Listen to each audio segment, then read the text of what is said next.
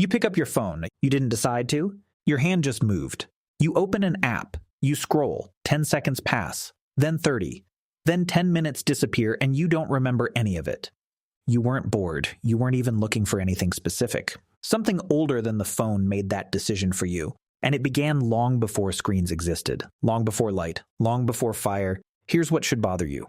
You know scrolling doesn't make you happy. You felt it. That flat, slightly sick feeling after 45 minutes of swiping through other people's lives.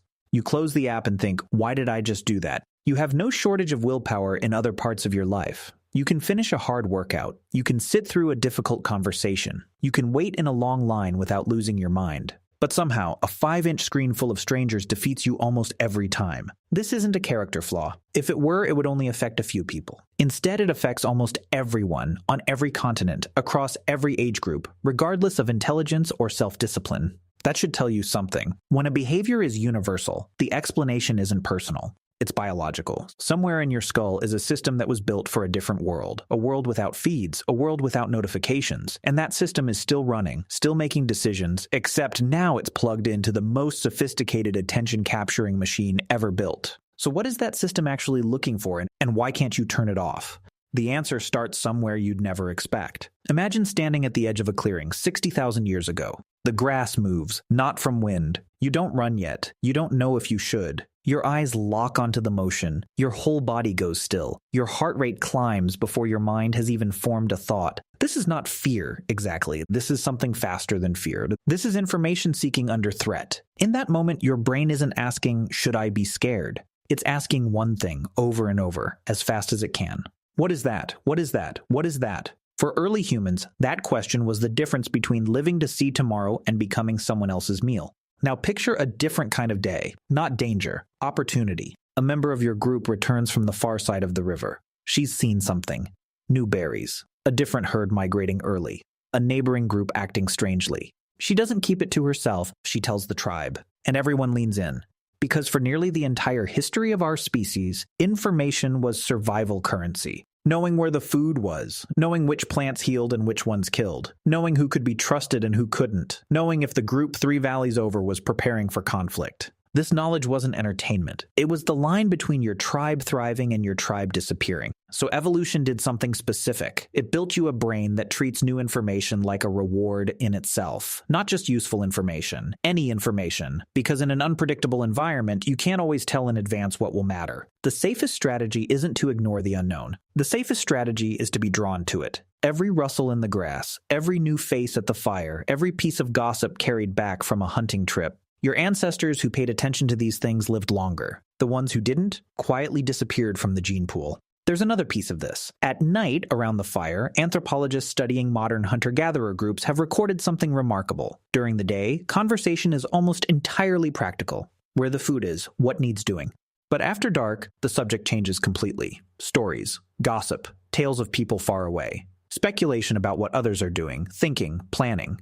This wasn't idle chatter. This was your ancestors running an ancient version of a feed, checking in, catching up, scanning for anything new that might matter tomorrow. The pull you feel toward your phone right now is not new. It is one of the oldest behaviors your species has. It just didn't used to come from a screen. It came from a campfire, a returning hunter, a rustle in the grass. So here's the adaptation behind your scrolling. Scientists call it novelty seeking, but it's really an information gathering instinct, wired directly into your brain's reward system. Every time your ancestors encountered something new and potentially relevant, their brain released a small hit of dopamine. Not as a reward for finding something good, as a reward for the act of searching itself. This is critical to understand. Dopamine in this system isn't about pleasure once you get the information. It's about the anticipation of finding something. The seeking itself feels good, because seeking is what kept your ancestors alive. This is why checking, more than finding, is what feels compulsive. It's not the photo you see that hooks you. It's the half second before you see it. The same circuitry that made your ancestors' heart quicken at movement in the grass, the same circuitry that made the whole tribe lean in when someone returned with news, is the circuitry firing when you pull down on your screen to refresh. That motion, pull, wait, reveal, isn't an accident of app design. It mimics exactly what foraging felt like. Reach into the bush, wait, see if there's fruit. Reach into the feed, wait, see if there's something new. Your brain cannot tell the difference between meaningful new information and a stranger's vacation photo. It evolved in a world where almost all new information had some chance of mattering, so it treats all new information as if it might. That's the discovery. You're not weak. You're not broken. You are running an ancient survival algorithm that was never designed to distinguish between this could save your life and this is mildly amusing. For 300,000 years, that distinction didn't need to be made. The world simply didn't produce enough new information to overwhelm the system.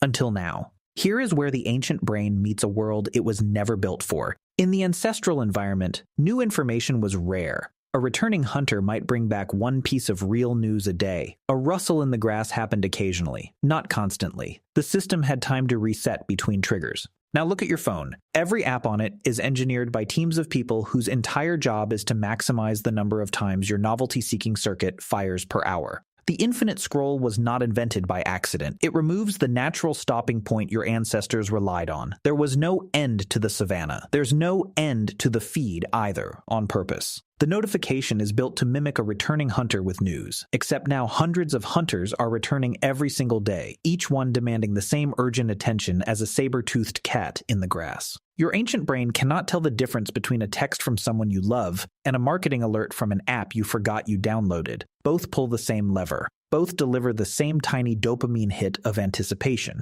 And because the reward is unpredictable, sometimes the scroll gives you something genuinely interesting, sometimes nothing, your brain falls into one of the most powerful behavioral traps known to psychology, variable reward. It's the same mechanism that keeps people pulling a slot machine handle. Not because every pull pays off, because you never know which pull will. Your ancestors evolved to handle unpredictability in a world where checking cost real energy. Walking, climbing, watching, that cost kept the system in balance. Now checking costs nothing. A flick of the thumb. The hunger is ancient. The supply is infinite. The friction that used to limit it is gone. This is why you can know, intellectually, that scrolling is making you feel worse, and still do it anyway. Willpower lives in a newer part of your brain. The urge to check lives in an older, faster part of your brain. And in moments of boredom or stress, the older system almost always wins the race. You are not failing at self-control.